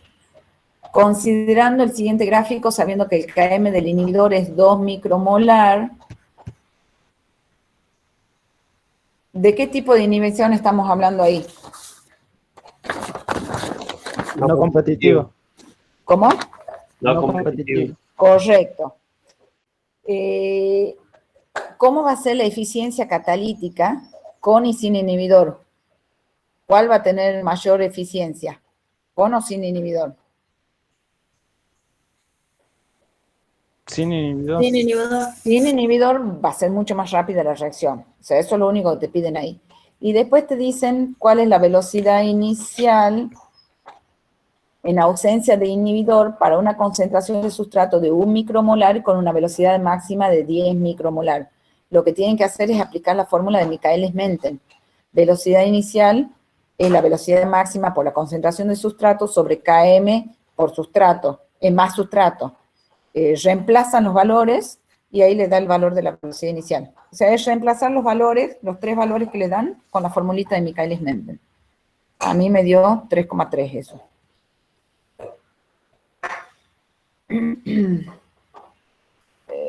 17. Una enzima que se apega a la cinética de Michaelis-Menten tiene un Km de 1 micromolar. La velocidad inicial es de 0,1 micromolar por minuto a una concentración de 100.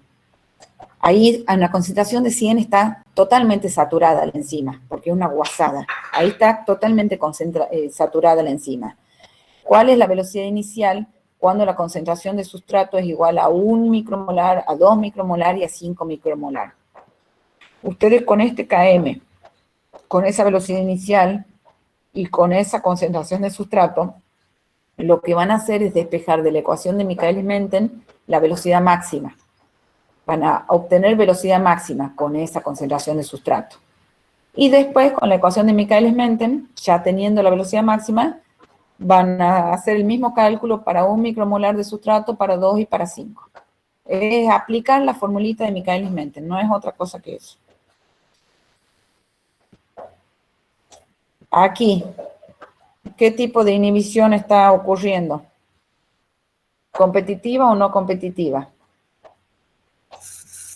No competitiva. No, No contempla. no competitiva porque la que se afecta es la velocidad máxima. Esto es, te están dando los sustratos y las velocidades y te piden que determines la velocidad máxima y el km. O sea, si ustedes entran, grafican estas concentraciones de sustrato con esas velocidades, a ver si lo tengo hecho, 19. Obtienen la curva de Michaelis-Menten y si obtienen la doble inversa, si van a la doble inversa,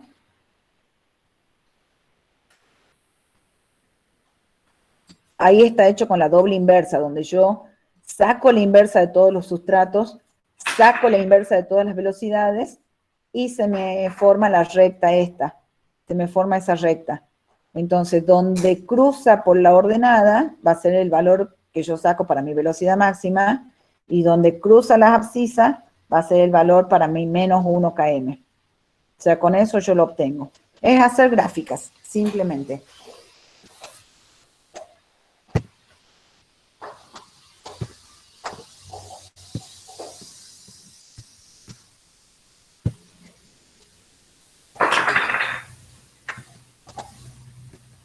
Verdadero o falso sobre moduladores alostéricos. ¿Quiénes son los moduladores de las enzimas? ¿Qué es lo que hacen? Moduladores. Alteran.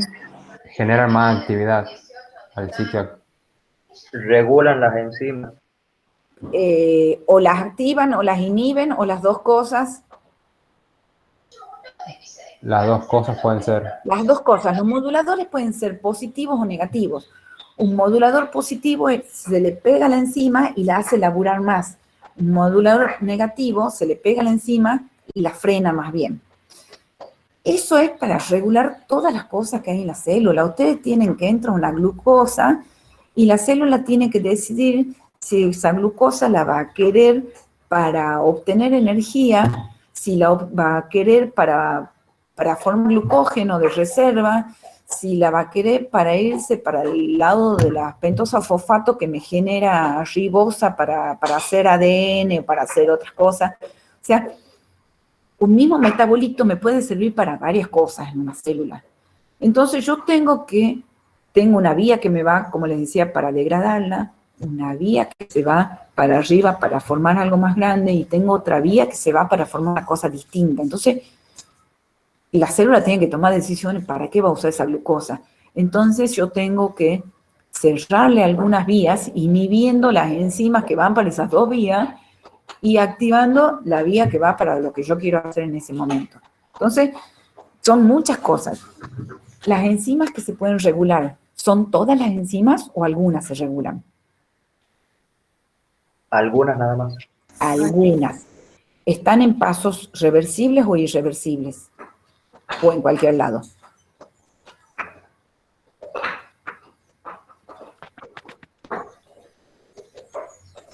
Irreversibles.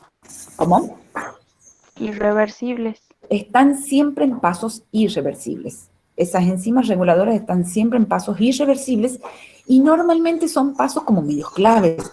Son los, como les decía, los inicios de una vía o donde hay una bifurcación donde yo tengo que decir me voy a ir para acá o me voy a ir para allá. Están como en lugares claves. A ver, ¿qué dice el verdadero o falso? Espérenme un segundito que me está haciendo frío.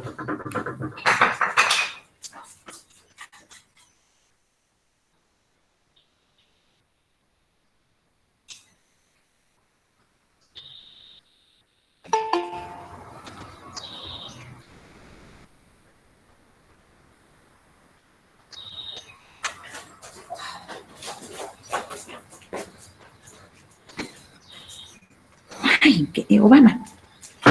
Estoy afuera de mi casa y la verdad que ya está fresco. Bueno, dice, los moduladores alostéricos se unen a las enzimas en un sitio distinto al sitio activo y alteran su actividad enzimática. ¿Qué opinan? Verdadero. Verdadero, verdadero. La modificación covalente, por lo general una fosforilación de ciertas enzimas reguladoras, también puede modificar la actividad enzimática.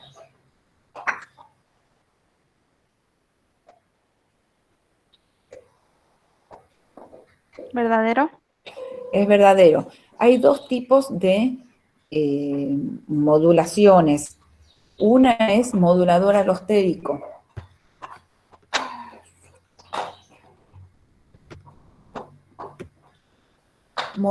Tengo la enzima. El modulador alostérico se le pega por un lugar distinto al del sitio activo y la hace cambiar de conformación para que la deforma un poquitito para que actúe mejor o la deforma un poquitito para que no actúe, según el modulador sea positivo o negativo. Esa es la modificación alostérica. La modificación covalente es más complicadito el mecanismo. Generalmente la enzima, que es la que está por hacer su reacción, es regulada por otras dos enzimas más, que una de las enzimas, por ejemplo, le pega, como decía ahí, un fosfato. Entonces, cuando le une covalentemente ese fosfato, cambia de conformación y se hace activa. La otra enzima, que suele ser una fosfatasa, le va a sacar el fosfato que le pegó la otra enzima y ahí se vuelve a poner inactiva. Entonces, una enzima le pone el fosfato y esta se hace activa. La otra enzima le saca el fosfato y ahí se hace inactiva. Entonces, es como que, como les decía la profesora ayer, esta enzima tiene como sustrato a las otras dos enzimas, que son, si actúa una o si actúa la otra, le hace algo que la hace funcionar más o menos. Esa es la regulación covalente. Entonces, la modificación covalente, por lo general, una fosforilación de ciertas enzimas reguladoras, ¿también puede modificar la actividad enzimática? Sí. Las regulaciones alostéricas y por modificación covalente producen en la enzima un cambio conformacional irreversible.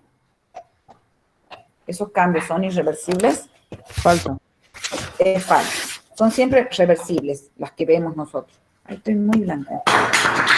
Las enzimas reguladoras catalizan reacciones irreversibles del metabolismo.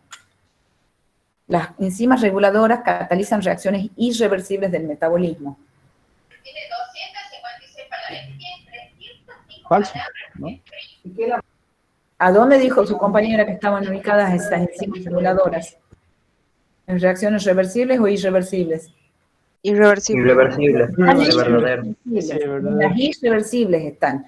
¿Las enzimas reguladoras catalizan reacciones irreversibles del metabolismo? Sí, esa es correcta. Ahí está justamente el 21, la regulación enzimática covalente desempeña un papel importante en el metabolismo del glucógeno, una molécula almacenadora de energía. La forma fosforilada activa de la glucógeno fosforilasa cataliza la degradación del glucógeno en glucosa 1-fosfato. Complete los cuadros de la siguiente figura relacionada con la activación e inactivación. A ver, eso es lo que les acababa de estar explicando yo.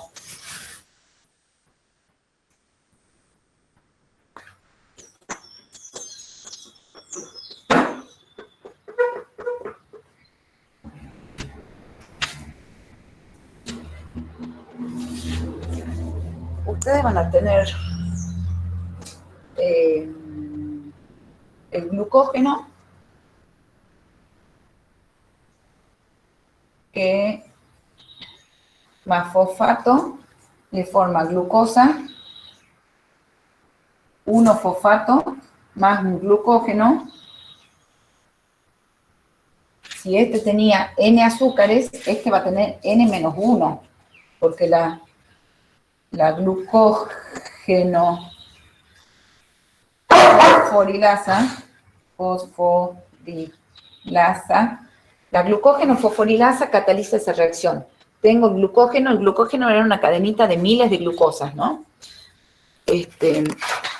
tengo el glucógeno con sus 1000 azúcares, con un fosfato se forma una glucosa 1-fosfato y un glucógeno con 999 azúcares.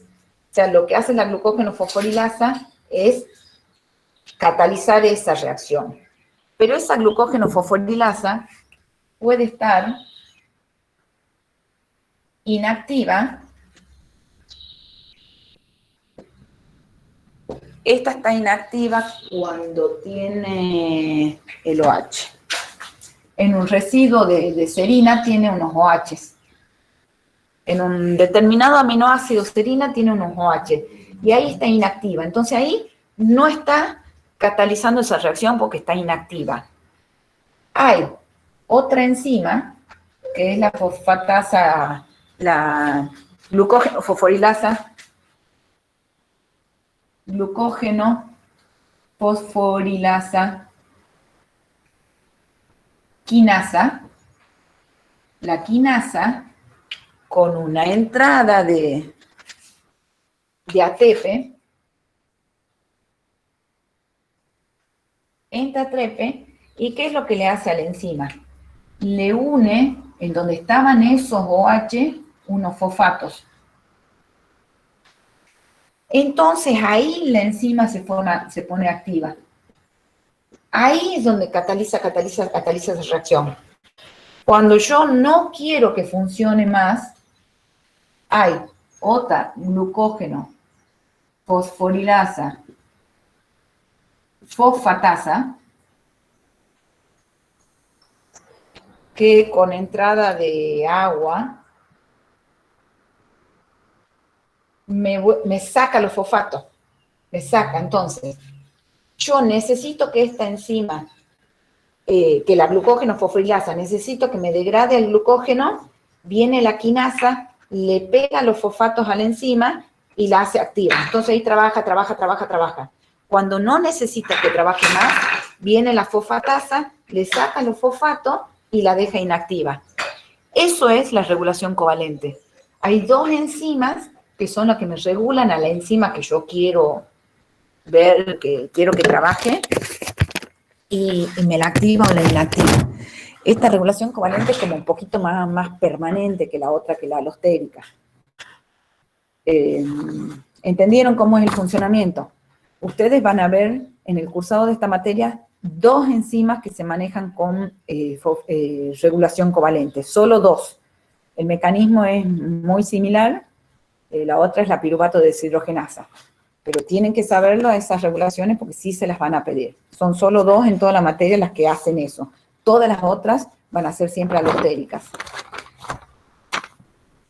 Después viene otro verdadero falso. Sobre la temperatura. Habíamos visto que una reacción enzimática varía por la concentración de sustrato, varía por la concentración de la enzima, varía por la temperatura que tiene, por el pH que tiene, por las concentraciones iónicas de los compuestos. O sea, hay varias cosas que hacen variar la velocidad de la enzima. Ahora vamos a hablar sobre la temperatura. Dice, por debajo de la temperatura óptima, la enzima se desnaturaliza. O sea, a temperaturas más frías se desnaturaliza la enzima. ¿Qué les parece? ¿Verdadero? Falso. Falso. Hay verdaderos y falsos. Falso, se desnaturaliza cuando son temperaturas extremas. Claro, cuando está por encima. Con temperaturas más bajas que la temperatura óptima, no. Va a trabajar más lento, pero no se va a desnaturalizar. A temperaturas menores que la temperatura óptima se detiene la actividad enzimática. O sea, dice, a temperaturas menores que la óptima se detiene directamente la actividad enzimática. Es falso. Falso también. Es falso, porque es medio muy extremo. Salí. El aumento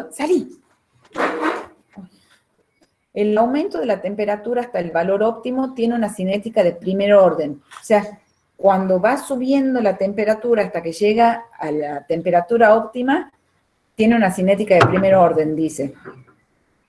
¿Verdadero? Es verdadero. Si ustedes ven cómo es la curva de temperatura, van a ver que es como que sube casi en línea recta, y cuando llega a la temperatura óptima casi cae en picada. No es una campana de Gauss que es totalmente simétrica. Es como que sube casi en línea recta y después baja como en picada. Esa subida es de primer orden. Según la reacción, pero hay algunas que por cada grado centígrado va aumentando como 100 veces la velocidad, o sea, son grandes los incrementos. El aumento de la temperatura por encima de la temperatura óptima provoca aumento de la energía cinética y ruptura de interacciones no covalentes.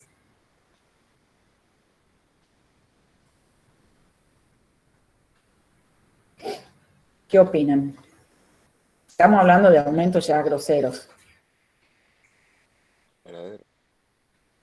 El aumento de la temperatura por encima de la temperatura óptima provoca aumento de la energía cinética y ruptura de interacciones no covalentes.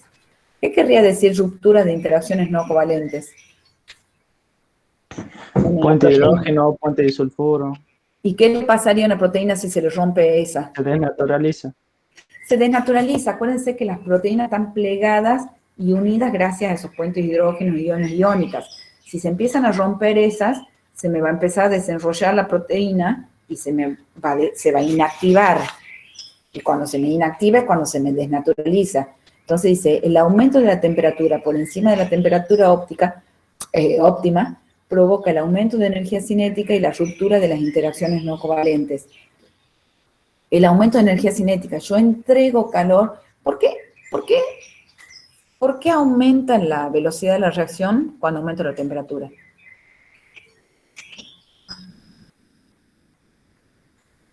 Porque está entregando energía. El calor es energía. Yo le estoy entregando calor a esa reacción. Esa energía calórica se transforma en energía cinética. La energía cinética es la que hace que, o sea, yo tengo las moléculas de reactivo, se tienen que empezar a mover entre ellas para poder chocar, para poder reaccionar y formar el producto. Entonces, si yo le entrego calor, hay más energía cinética en el medio, entonces tengo más probabilidades de que las moléculas se encuentren y choquen y sea efectivo ese choque y se produzca el producto. Entonces, más energía doy, más energía hay en el medio y mucho más producto voy a obtener. O sea, aumenta la velocidad de la reacción por el aumento de la temperatura, por eso, por el aumento de energía cinética. Cuando ya me paso de rosca con la energía cinética, con ese aumento de energía cinética y con el calor, se me empieza a desnaturalizar la proteína y ahí sí ya deja de funcionar. Entonces se desnaturaliza. Entonces termina siendo verdadero ese último. Y el 23, de acuerdo a las siguientes gráficas, indique cuáles son los pH óptimos para cada una de esas enzimas. De nuevo, estamos ahora variando no la temperatura, sino el pH, y vemos cómo en la enzima hay pHs en los que trabaja mejor y pHs en los que trabaja menor. ¿Podemos decir que el pH óptimo de las enzimas es un pH 7 y 37 grados centígrados? No, porque todas las enzimas tienen pH diferentes. En el cuerpo humano podríamos decir, bueno, más o menos 37 grados la temperatura óptima de todas las enzimas, y yo te diría, sí, seguramente todas las enzimas que tenemos en el cuerpo, su pH óptimo es 37, porque es la temperatura nuestra normal. Es más, cuando estás con 41, 42 de fiebre, empiezan a pasar cosas raras, convulsiones y demás, porque hay cosas que están fallando porque no estamos en la temperatura óptima. Con el pH pasa lo mismo, pero en el mismo cuerpo humano tenemos, en el estómago, tenemos enzimas que trabajan, la pepsina trabaja un pH óptimo de 2. En el intestino grueso, ya cuando tenemos los jugos biliares, ya es todo alcalino. Entonces tenemos enzimas que trabajan en 10 en nuestro cuerpo y enzimas que trabajan en 2 en nuestro cuerpo. Entonces ahí, bueno, vemos, si las del pH suelen ser campanas de Gauss, suelen ser bastante simétricos, y vemos que ahí la tripsina va a tener un pH óptimo alrededor de los 8, la colinesterasa entre 7 y 10, la pepsina entre 2, eso lo van viendo en el grafiquito. La última cosita, ¿por qué el pH varía? ¿A qué se debe los cambios de velocidad de las enzimas con la variación de pH? ¿Qué es lo que cambia ahí?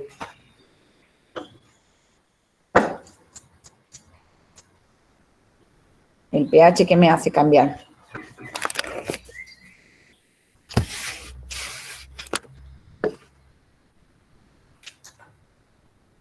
cambia el pH.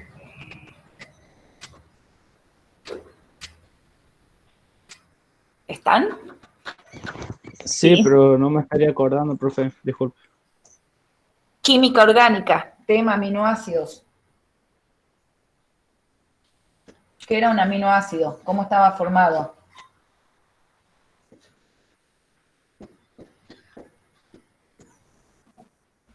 Por un grupo amino, un grupo de ácido. Un grupo amino, un grupo de ácido, un hidrógeno y un grupo R. Un grupo R. Este grupo R puede ser desde un hidrógeno a un metil, a un fenil o a lo que sea. Este R es el que hace cambiar todos los aminoácidos. Pero estas tres cosas son las que tienen todos los aminoácidos. ¿Qué pasaba si yo a este aminoácido lo enfrentaba a un medio ácido y qué pasaba si lo enfrentaba a un medio básico? ¿Qué pasa con un medio ácido? ¿Qué pasará acá? ¿Este a dónde va a entrar? Ahí. Voy a obtener H3N positivo. Voy a obtener el carboxilo completo, ahora sí, R y H. Me queda mi aminoácido cargado positivamente. ¿Qué pasaba acá? De frente al protón. El protón de acá, del NH3, se lleva uno que se va como agua, o sea, el OH con un H de acá se va como agua. Uy.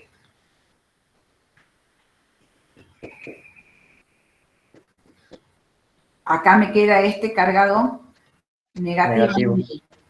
Entonces yo tengo, ¿Dali o van?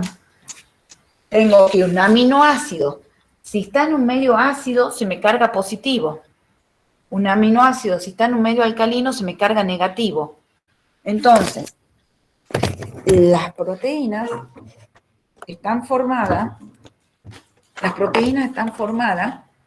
por una cadena de aminoácidos. Si yo le cambio el pH, se me van a ir acidificando, o se me van a ir poniendo positivos un montón de aminoácidos, o se me van a ir poniendo negativos un montón de aminoácidos. ¿Y cómo era la interacción enzima-sustrato? Era por cargas. Si yo este aminoácido estaba negativo y reconocía una carga positiva de mi sitio activo, ahí entraba perfecto, porque este estaba negativo y este estaba positivo. Pero de ahora, si este se me puso positivo y ese está positivo, ¿va a entrar el sustrato ahí? No. No. Entonces, lo que me hace el pH en las proteínas, en las enzimas, en las proteínas, es cambiarme el estado de ionización, o sea, las cargas que tiene el sustrato, por ejemplo. Entonces, si no estoy en el pH óptimo, si me voy para un extremo muy ácido o uno muy negativo, se me van a entrar a cambiar las cargas y ya no se van a reconocer encima del sustrato y no van a poder reaccionar. Entonces, eso es lo que produce el cambio de pH.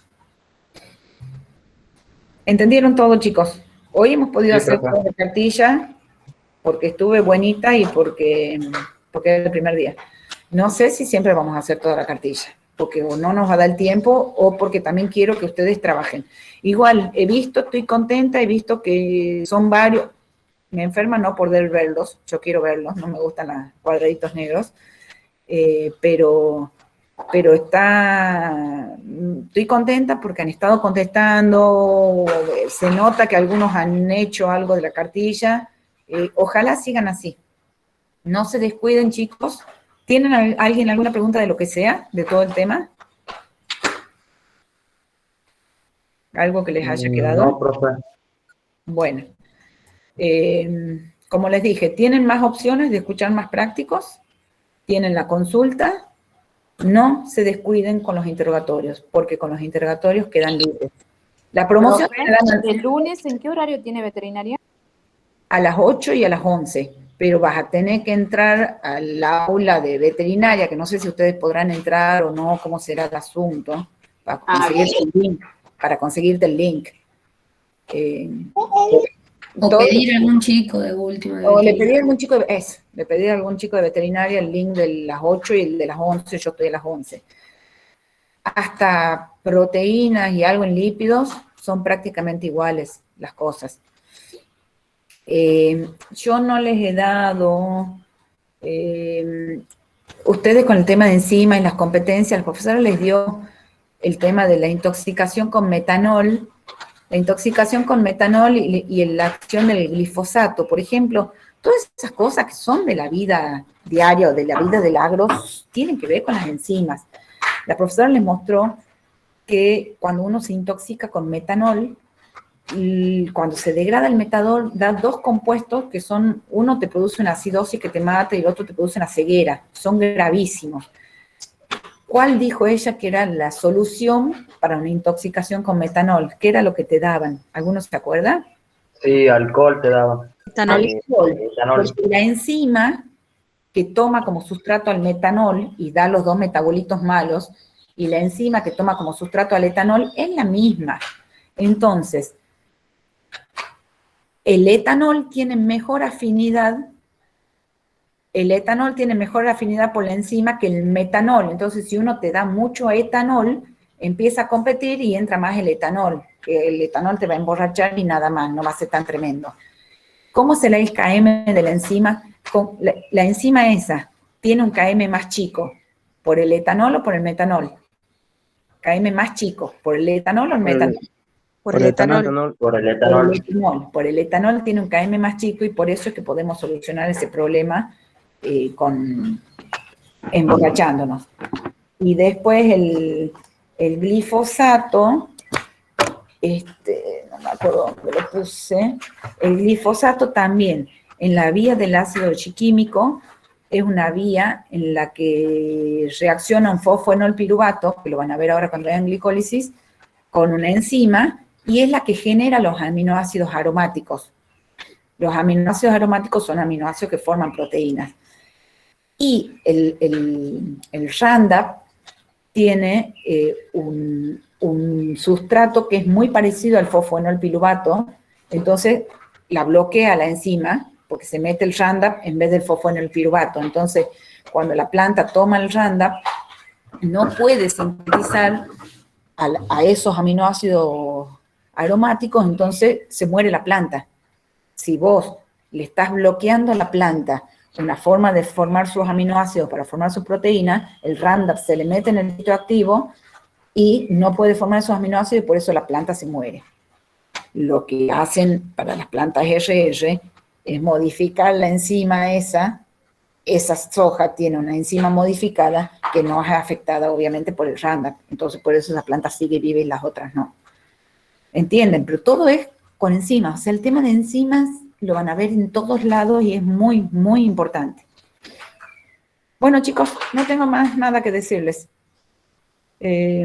¿Alguien quiere preguntar algo o ya estamos? Profe, una consulta. ¿No hay ninguna posibilidad de que volvamos presencial? Yo particularmente soy la que sí quería, pero las dos jefas, la que da de teoría y la otra adjunta, ellas están, no sé si es más miedo o qué, pero dicen que no están dadas las condiciones. Pero yo decía, bueno, aunque sea para tomar los exámenes. Y no, porque si hay uno que no está en la provincia, ya tiene que rendir virtual, y si hay alguien que está con COVID, va a tener que rendir virtual, y vamos a tener que hacer los dos. No quieren. La facultad no obliga a nada. La facultad nos mandó así un protocolo, de esos protocolos que son casi imposibles de hacerlo tal cual, si uno sigue al pie de la letra el protocolo, son bien difíciles de hacer. Pero yo sé, mis hijos están yendo ya presencial, no a clases, pero están yendo algunas cositas a mis dos hijos presenciales en ingeniería y en medicina, pero la jefa no quiere. Claro, a prácticos, digamos. ¿Cómo? A prácticos, o sea, sus hijos. Sí, para laboratorio nosotros nos metíamos de a 20 en el laboratorio, ahora nos tendríamos que meter de a 5. Entonces tendríamos que organizar, encima son muchos chicos, ahora que han vuelto a entrar los de veterinaria, son muchísimos chicos, y tendríamos que hacer, no sé, 80 comisiones para que puedan ir haciendo laboratorio. Están la ayudanta y la ayudante de cátedra con otro adscripto estaban por ver si entraban al laboratorio a filmarse haciendo lo que ustedes harían, como para editar un videíto y que ustedes puedan por lo menos ver eso que yo les muestro, los tubitos de colores, que lo puedan ver un poco mejor. Claro. no es gran cosa, pero ahí es donde uno mete mano y va entendiendo un poco más, o sea, sí sirve, pero bueno, no quieren las jefas nuestras. Yo sí quería, pero no quieren. Así que habrá que esperar un poquito más. No sé si en un par de meses cambiará algo o no, veremos, pero yo tengo la voluntad para volver. No, perfecto. Bueno, profe. Muy bien. Hasta luego, profe. Que esté bien. Buen fin de- Gracias. Chao, gracias. Buen Igualmente. fin de, que esté bien. Gracias.